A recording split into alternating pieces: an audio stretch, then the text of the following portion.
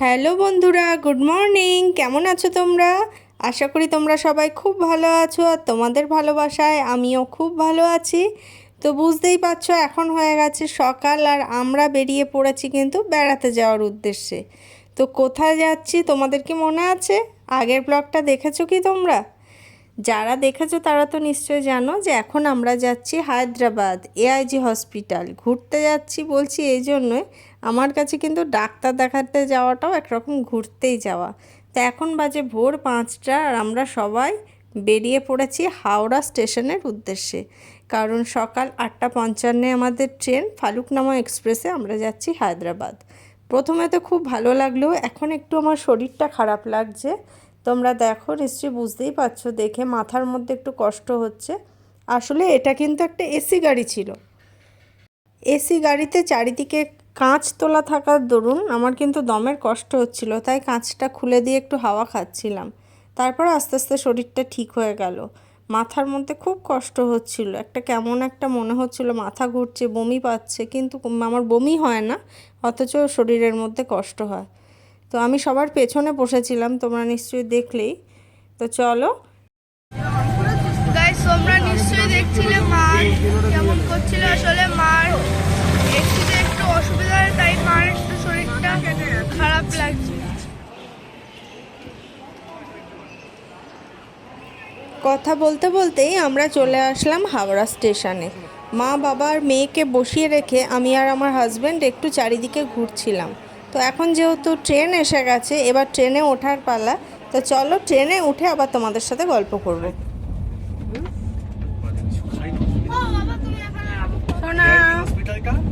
দেখো, এই মুহূর্তে এশিয়ার one of the best hospital. কোনটা? শুধু নয়, বিদেশ থেকেও চিকিৎসা করা আসে।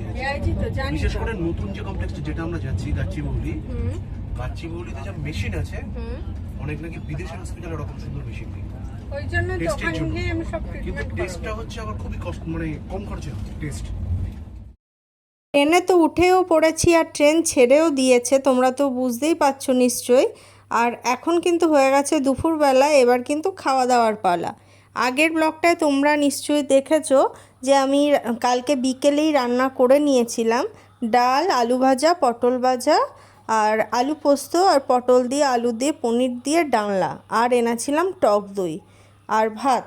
তো এখন সব কিছু বেড়ে আমি প্রথমে সবাইকে খেতে দিচ্ছিলাম, সবার শেষে আমি খেলাম। কিন্তু একটা জিনিস দেখলাম, দইটা কিন্তু পুরো নষ্ট হয়ে গেছে। জানি না কেন এরকম হলো, দইটা একদম খাওয়া যায়নি, দইটা পুরো ফেলে দিতে হলো। তো যাই হোক, আমাদের কিন্তু খাওয়া দাওয়া বেশ ভালোই হলো। এবার খাওয়া দাওয়ার পরে দেখো, এটা কোন জায়গা? এই জায়গাটা দুপুরের খাওয়া দাওয়া তো শেষ, এখন কিন্তু বিকেলবেলা, এবং আমরা পৌঁছে গিয়েছি উড়িষ্যা। এই জায়গাটা যে এত সুন্দর তোমাদের আমি বলে বোঝাতে পারবো না। তোমরা নিশ্চয়ই ভিডিওটা দেখেই বুঝতে পারছো, যারা প্রকৃতি প্রেমী তাদের কাছে কিন্তু এরকমভাবে ট্রেনে জানলার ধারে বসে এরকমভাবে প্রাকৃতিক সৌন্দর্য উপভোগ করতে করতে যাওয়ার অনুভূতিটাই আলাদা হয়। তো আমার অনুভূতিটা নিশ্চয়ই তোমরা বুঝতেই পারছো, যারা প্রকৃতিকে ভালোবাসো, প্রকৃতি প্রেমী যারা। আমারও ভীষণ ভালো লাগছিল, এবং এখনও যখন মনে পড়ে সেদিনের ট্রেন জার্নির কথাটা, ভীষণ আনন্দে মনটা ভরে যায়। তবে কিছু সমস্যা আমাদের হয়েছিল। আমরা কিন্তু হাওড়া স্টেশন থেকে 8:55 ফালুকনামা এক্সপ্রেসে করে হায়দ্রাবাদে পৌঁছেছিলাম, এবং সেখানে গিয়ে আমরা পৌঁছাই সকাল 10টার সময় পরের দিন।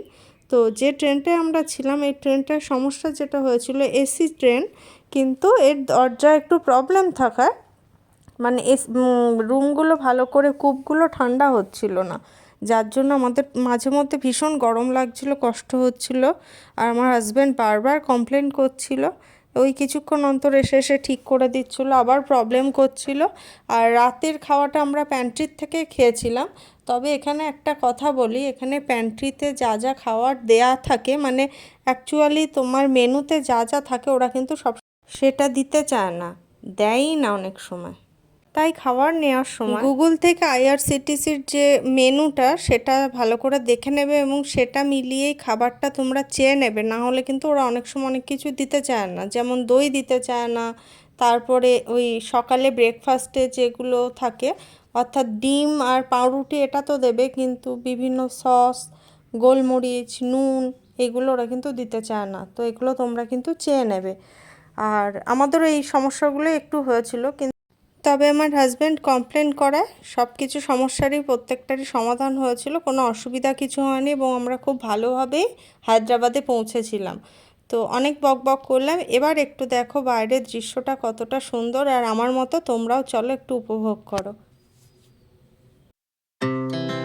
Our hearts beat to the city streets.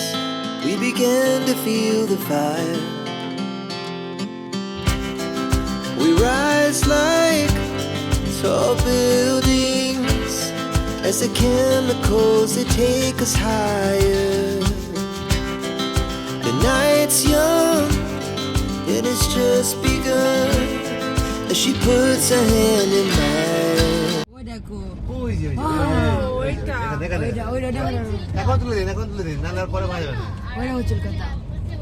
ওই যে ওখানে আমি তো ভাবলাম চিল্কার উপর দিয়ে ট্রেন যাবে। ওই যে হালকা হালকা দেখুন, হালকা হালকা ওমা চিল্কা পেছন দিকে তোমার চলে যাচ্ছে আর দেখতে হবে। ওই হালকা হালকা দেখা যাবে। হালকা হালকা দেখা যাবে,